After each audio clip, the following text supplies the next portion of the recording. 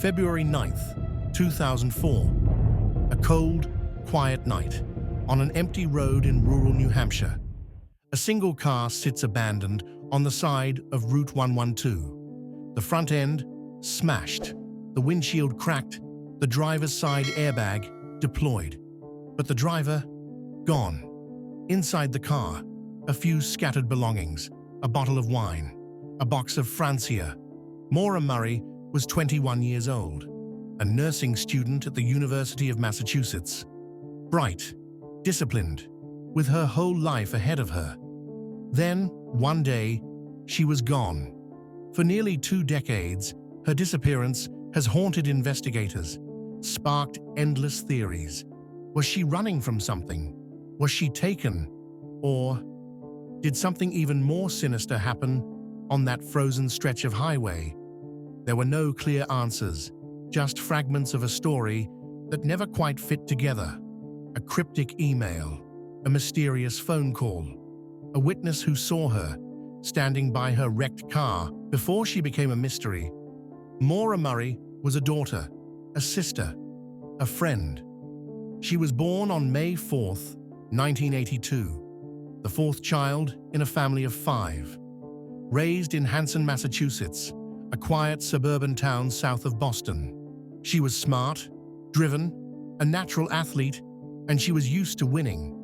In high school, she was a star, a top runner, a fierce competitor. She took that same discipline to West Point, one of the most prestigious military academies in the country. But after just 1 year, she left. At UMass Amherst, she studied nursing. It was a perfect fit, helping people, pushing herself, staying focused. But something changed. In the months leading up to her disappearance, there were cracks in the surface.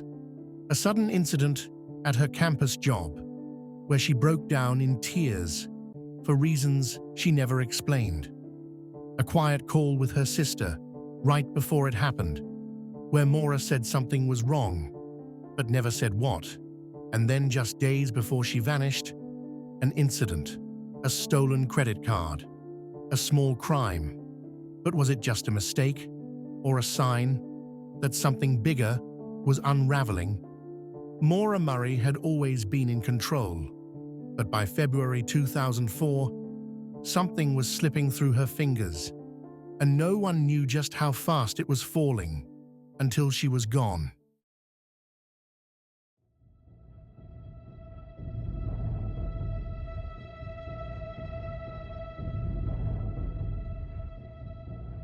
In the days before Maura Murray vanished, something shifted, not all at once, but quietly, subtly, like pieces of a puzzle being scattered. Before anyone knew there was a puzzle at all. Thursday night, February 5th, 2004. Maura is working her campus security shift at Melville Hall. At 10:30 p.m., she gets a phone call. No one knows what was said. But just minutes later, her supervisor finds her slumped over in tears. When asked what was wrong, she says only one thing: "My sister." But later, her sister claims they never spoke that night. Monday morning, February 9th. Maura emails her professors. She says there's been a death in the family, but there hasn't. She tells her job she'll be gone for a week. She packs up some clothes, her textbooks, her birth control pills. Then she withdraws $280 from her bank account, almost everything she has. She stops at a liquor store, buys wine, Baileys, and a box of Francia. That afternoon, she prints out MapQuest directions to Burlington, Vermont. By 4:30 p.m., Maura Murray is on the road. No one knows exactly why or where she thought she was going. There's no evidence of a planned vacation, no bags packed for skiing, no winter gear, just a girl on the edge of something. And no one saw it coming.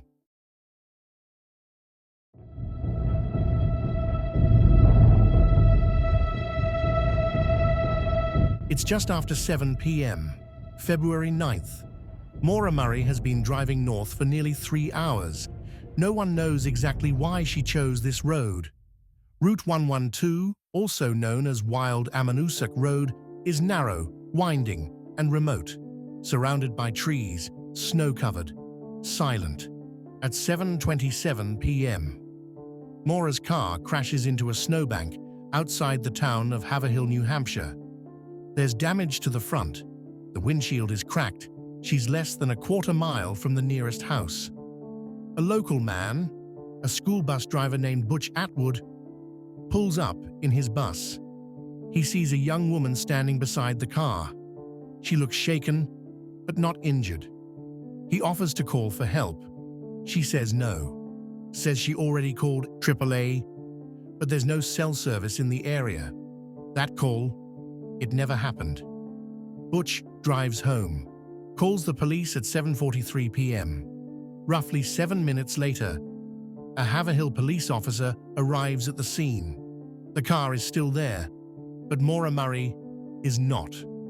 The driver's side door is locked, the passenger side open. Inside, an empty bottle of wine, a rag stuffed into the tailpipe. No signs of struggle, no footprints leading away, only the shattered silence of a vanished girl. That call was traced to a nearby residence, but by the time authorities searched it, there was nothing, and no trace of Maura. What happened on Route 112 that night remains one of the most chilling disappearances in modern history. A young woman, a wrecked car, a window of minutes, and then nothing.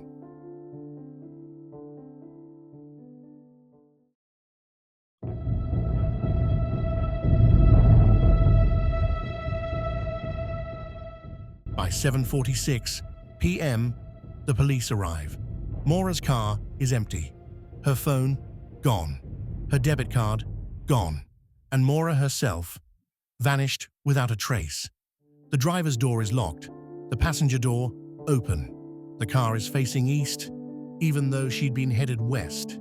Inside the car, police find strange details, uncashed checks, a book on mountain climbing, her schoolwork, but no signs of a struggle, and no obvious reason why she would have left everything behind.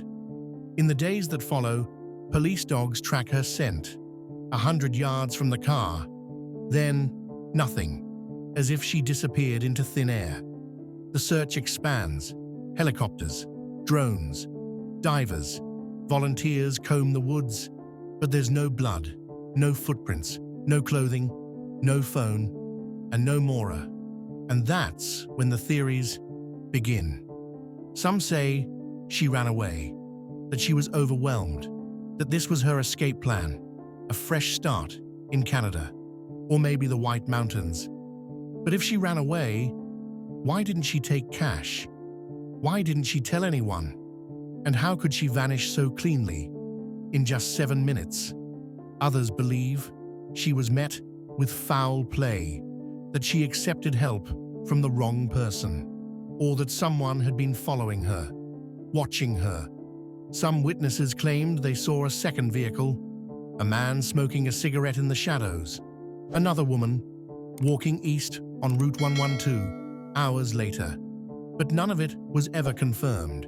The investigation hit wall after wall. Evidence faded, leads dried up, and the question remained: did Maura leave on her own?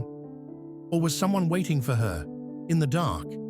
She didn't just disappear, she was erased.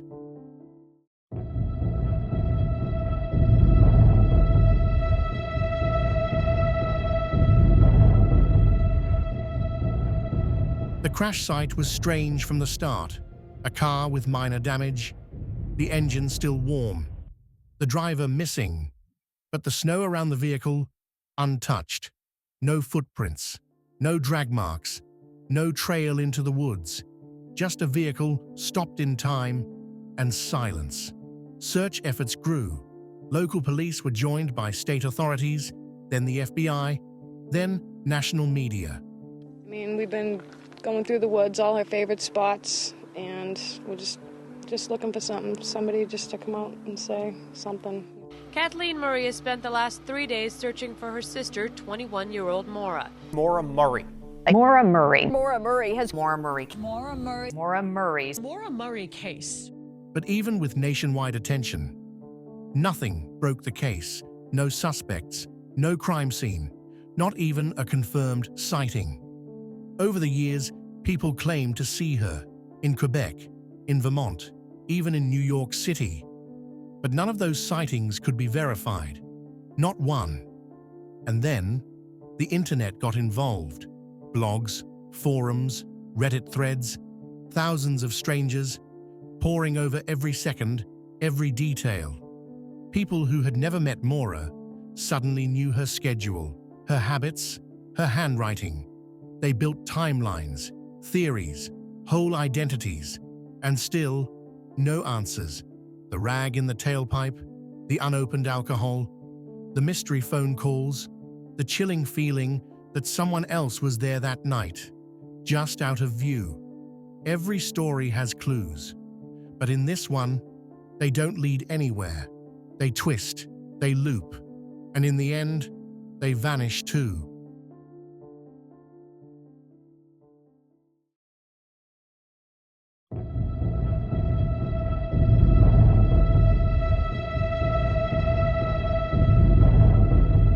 She vanished on a winter night in 2004, but for her family, time never moved forward. Fred Murray has never stopped looking. He's walked miles through the White Mountains, knocked on doors, followed rumors, challenged authorities, all for one question: where is my daughter?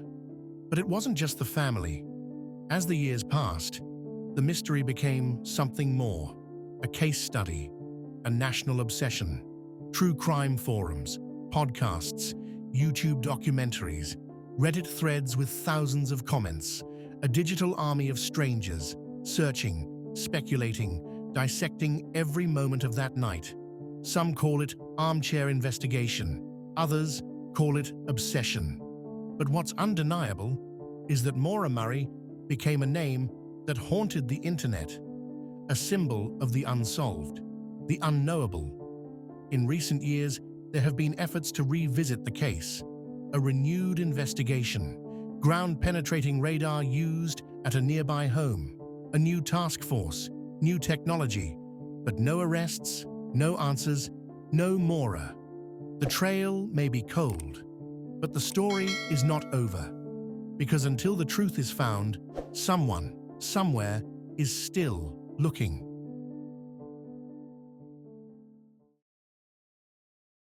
Well, I want to dig her up out of a hole in some dirtbag cellar.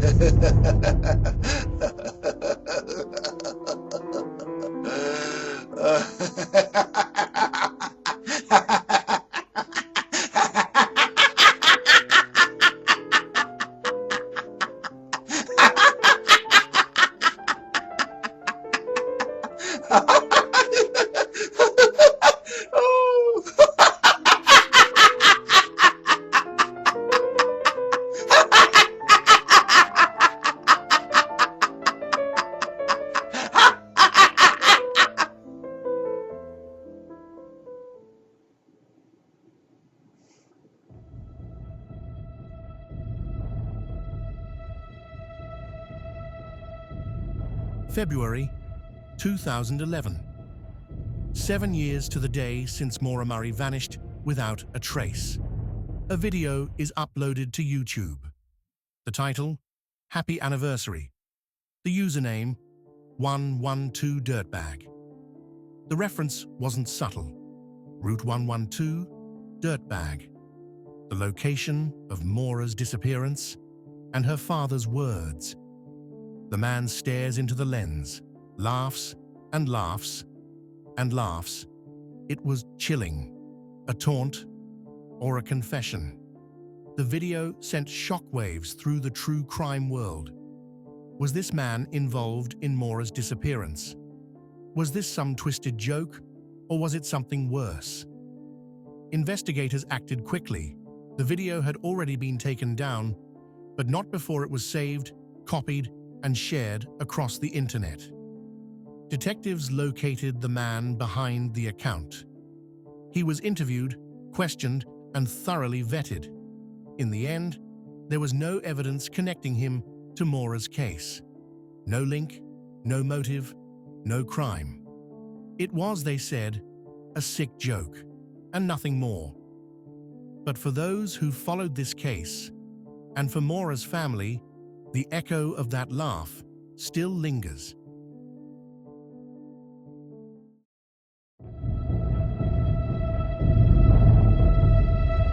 Some cases are solved with a single clue, a fingerprint, a confession, a body, but not this one.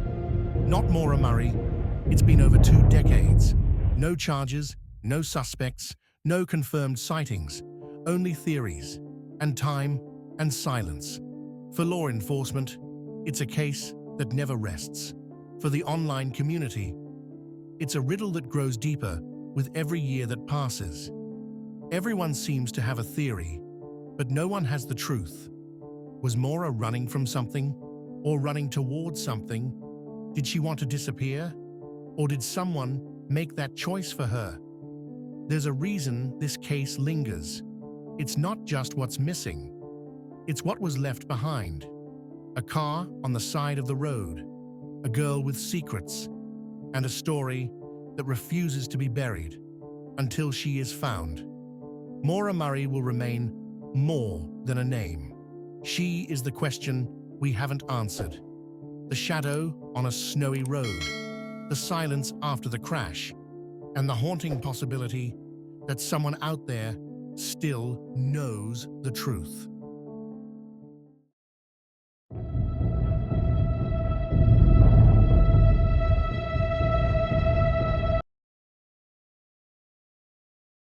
Recently, investigators uncovered a latent print inside Maura Murray's car, one that had never been matched, until now. Thanks to a routine upload into AFIS, a name surfaced, Steffen Baldwin. At that moment, Baldwin was already behind bars in Ohio, serving over 15 years for a string of unrelated crimes, but what looked like coincidence soon twisted into something darker. Baldwin wasn't just a stranger. He knew Maura. The two dated during their time at West Point. The relationship was close and complicated. He was once reprimanded for having her in his room. When Maura faced discipline for alcohol violations, Baldwin stood by her side as her representative. Just days after Maura withdrew from West Point, Baldwin left too. Back then, it seemed curious. Now, it looks like something else entirely. Years later, Baldwin resurfaced, not as a soldier, but as a so-called animal rights advocate. He created a non-profit, promised to save abused animals, but behind closed doors, he was running a con. He accepted donations, took in vulnerable animals, then euthanized them, quietly, often lying, telling owners their pets had found loving homes. At sentencing, one victim said he could make anyone believe anything. When cold case detectives reopened Maura's file, Baldwin's name resurfaced, not in case files, but in forgotten online whispers. Forum posts from nearly 2 decades ago mention a man named Stefan S., or Stefanos, someone Maura reportedly met at a party, just days before she vanished. He claimed he never followed the case, but his IP was linked to multiple forums, and his fingerprints were all over the digital trail. The most damning clue, that fingerprint, found inside Maura's car. Baldwin insists it was innocent, left behind when they exchanged CDs at West Point. But experts disagree. The location, the condition, it didn't line up. And Baldwin? He swore he'd never been further north than Connecticut. Now the FBI is involved. Baldwin is being questioned in prison. Phone records, surveillance footage, everything from February 2004 is being picked apart. Before stepping away from the case, Detective West named Baldwin his top suspect. He believed in the connection so deeply, he was preparing to confront Baldwin himself. To behavioral experts, Steffen Baldwin fits a pattern: calculated, manipulative. He built a life on lies and made people believe everyone. The same tactics that fooled donors could have been used to hide something far worse. Steffen Baldwin sits in an Ohio prison. But to investigators, that's not the end. It's an opportunity. Time to dig deeper, time to build a case, and maybe time for the truth to come out. This fingerprint might not be the answer, but for Maura's family, it's the closest thing they've had to hope in a very, very long time.